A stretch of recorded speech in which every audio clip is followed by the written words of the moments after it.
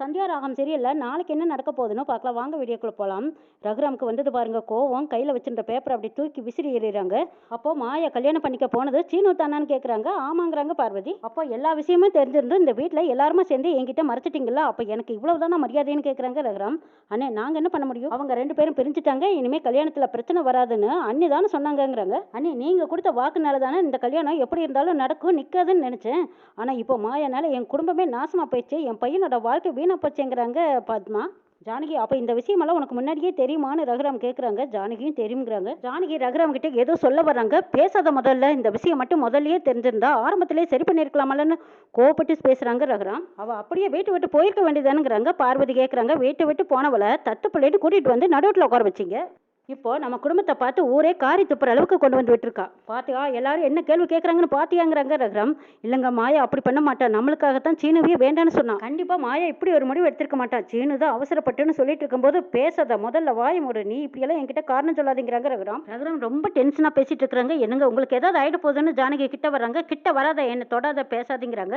அப்பதான் திரும்பி பாக்குறாங்க. சிவராமன் மணிவண்ணன் தானா 3 பேர் ஓடி வராங்க. எங்க என்னாச்சு? சீனு எங்கேயாவது இருக்கானா? கோயில பாத்தீங்களான்னு கேக்குறாங்க. நிறைய கோயில தேடி பார்த்தோம். எங்கேயுமே காணா பத்மாங்கிறாங்க மணிவண்ணன். சிவராமன் ரகுராம் கிட்ட கேட்குறாங்க. உங்களுக்கு எல்லா விஷயமும் தெரியுமான்னு கேட்குறாங்க. பார்வதி சொல்லிடுறாங்க. மாமாவுக்கு எல்லாமே தெரியும். நாங்கள் எல்லா விஷயத்தையும் சொல்லிட்டோங்கிறாங்க. டே சிவா என்னதான் நடக்குது இந்த வீட்டிலேன்னு கேட்குறாங்க ரகுராம். அண்ணே என்ன மன்னிச்சிடுங்க அண்ணே. உங்களுக்கு தெரியாமல் இந்த விஷயத்தை காதுங்காது வச்ச மாதிரி முடிச்சிடலான்னு தான் நாங்கள் நினச்சோம்.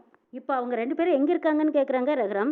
அவங்கள எங்கே தேடியும் கிடைக்கவே இல்லைன்னுங்கிறாங்க சிவராமன். ரகுராம் தனாவை கூப்பிட்டு இந்த விஷயம் உனக்கு முதல்லயே தெரியுமான்னு கேட்குறாங்க. எனக்கு கொஞ்ச நாளைக்கு முன்னாடி தான்ப்பா தெரியும்.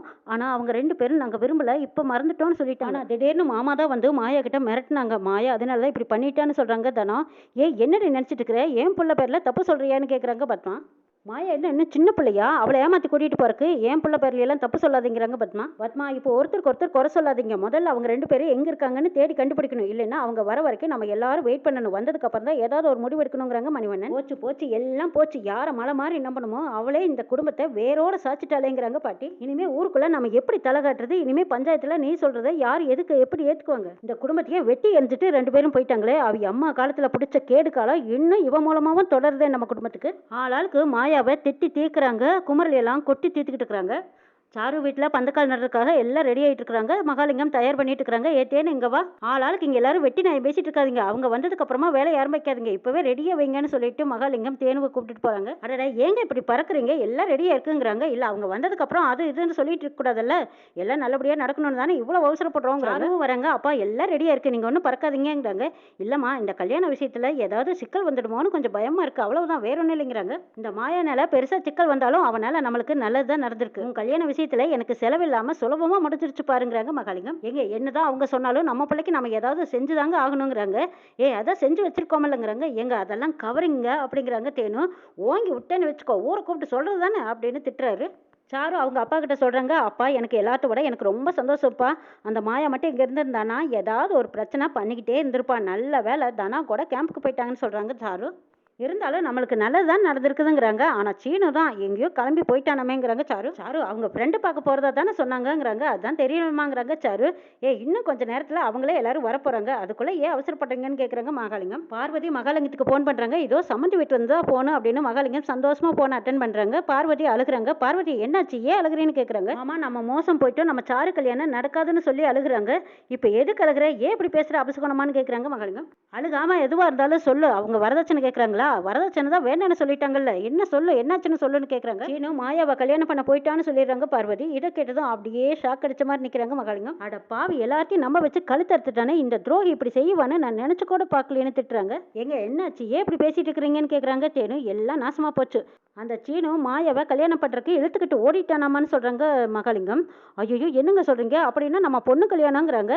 அதான் அவனே ஓடி போயிட்டானே, அப்புறம் எப்படி நம்ம பொண்ணு கல்யாணம் நடக்குங்கிறாங்க மகாலிங்கம். ஐயோ நம்ம பொண்ணு வாழ்க்கை நாசமா போச்சே, நம்ம பொண்ணை இனிமே யாருங்க கல்யாணம் பண்ணுவா? ஊரே பார்த்து சிரிக்குமேங்க. இப்படி பண்ணிட்டானேன்னு தேனு அழுதுகிட்டு இருக்கிறாங்க. ஆமா அந்த மாயா திட்டம் போட்டு தான் சீனுவை கூட்டிட்டு போயிருக்கா. மாயா சீனு 2 பேருமே திருட்டு கல்யாணம் பண்றதுக்கு தான் போயிருக்காங்க. இனிமே சீனு எனக்கு கிடைக்க மாட்டானா? அப்ப மாயா ஜெயிச்சிட்டாளா? அப்ப மாயா ஜெயிச்சிட்டான்னு தன்னைப்பால பேசுறாங்க சாரு. நீ அழுகாதமா, மாயாவையும் சீனவையும் நான் சும்மா விட மாட்டேங்கிறாங்க மகாலிங்கம். இனிமே மாயாவை கல்யாணம் பண்ண சீனு இனி எனக்கு எதுக்குப்பா? நான் தோத்துட்டேன்னு அழுதுகிட்டே ஓடுறாங்க சாரு. சாருக்கு பின்னாடியே எல்லாரும் ஓடுறாங்க. சாருன்னு கூப்பிட்டுட்டே போறாங்க. சாரு பாலுங்கணத்தை தேடி ஓடிக்கிட்டே இருக்காங்க. மாப்பிள்ளை எப்படியோ மாயாவையும் சீனுவையும் கண்டுபிடிச்சு கூட்டிட்டு வாங்கன்னு சொல்றாங்க பாட்டி. இதுக்கு மேல எங்கத்த போய் தேடுறது? எப்படியோ அவங்களா வந்தா தான் உண்டுங்கிறாங்க மணிவண்ணன். என்கிட்ட கூட ஒரு வார்த்தை சொல்லாம போயிருக்கான். நான் அவனை பார்த்தேன், அவ்வளவுதான். அதே இடத்துல ஏதாவது பண்ணிடுவேங்கிறாங்க. நல்லா இருந்த குடும்பத்துல கரையான் போந்த மாதிரி இந்த மாயா எல்லாத்தையும் நாசம் பண்ணிட்டாள். எல்லாம் உங்களை தான் சொல்லணும். அவளை கூட்டிட்டு வந்தீங்களா, இப்ப பாருங்க எல்லாரும் அவமானப்பட்டு அசிங்கப்பட்டு நிக்கிறோம் பாருங்க. நீ அம்மா எதுக்கு இப்படி பேசுறீங்க? அம்மாவுக்கு இப்படி எல்லாம் நடக்கும்னு அவங்களுக்கு தெரியாதேங்கிறாங்க தானா. ஜானகி, இந்த விஷயம் தெரிஞ்சிருந்தும் மாயாவை இந்த வீட்டில் எப்படி நீ தங்க வச்சிருந்த? எனக்கு மட்டும் இந்த விஷயம் எப்பவே தெரிஞ்சிருந்தா நான் அப்பவே அவளை அனுப்பியிருப்பேன். இந்த குடும்பத்தோட நல்லது கெட்டது எல்லாமே உனக்கு தெரியும். இவ்வளவு பெரிய விஷயத்தை எப்படி உன்னால மறைக்க தோணுச்சு? எல்லாருக்கிட்டையும் முன்னாடியே சொல்லியிருக்கணும்ல. அப்ப இந்த குடும்பம் என்னன்னாலும் உனக்கு கவலை இல்லை, அப்படித்தானே? உன் தங்கச்சி பொண்ணோட வாழ்க்கை தான் உனக்கு முக்கியமா போச்சு. அதனால எங்க எல்லாத்தையும் ஒதுக்கி வச்சுட்டு கேட்குறாங்க பாட்டி. பாட்டி, மாயா சீனு மாமாவை வேண்டான்னு முடிவெடுத்ததுக்கு காரணமே அம்மா தானே சொல்லி தானா சொல்லி பாட்டிக்கிட்ட அழுதுகிட்டு இருக்கிறாங்க. இதுக்கு மேலே எல்லாம் எந்த ஒரு பிரச்சனையும் மாயானால வராதுன்னு அம்மா நினைச்சிருப்பாங்கன்னு சொல்றாங்க தானா. ஏய், நீ கொஞ்சம் சும்மா இருக்கிறியா? இந்த வீட்டில் ஆளுக்கு ஒரு முடிவு எடுக்கிறீங்க. அப்ப நான் எதுக்கு இருக்கிறேன், ரகு எதுக்கு இருக்கான்? சித்துப்பா, அம்மா பாவம் அப்படின்னு சொல்லி சிவராமன் கிட்ட அழுகுறாங்க தனம். அழுகாத தனம்னு ஆறுதல் சொல்றாங்க சிவராமன். ஜானகி, உன் தங்கச்சி பண்ண கல்யாணத்துல அதுல எவ்வளோ பெரிய இழப்பு இழந்திருக்கோன்னு உனக்கு தெரியுமில்ல? அதெல்லாம் நீ அவ்வளோ சீக்கிரம் மறந்துருக்க மாட்டேன்னு நான் நினைக்கிறேன். பாட்டி ஜானகியை திட்டிட்டு இருக்கிறாங்க.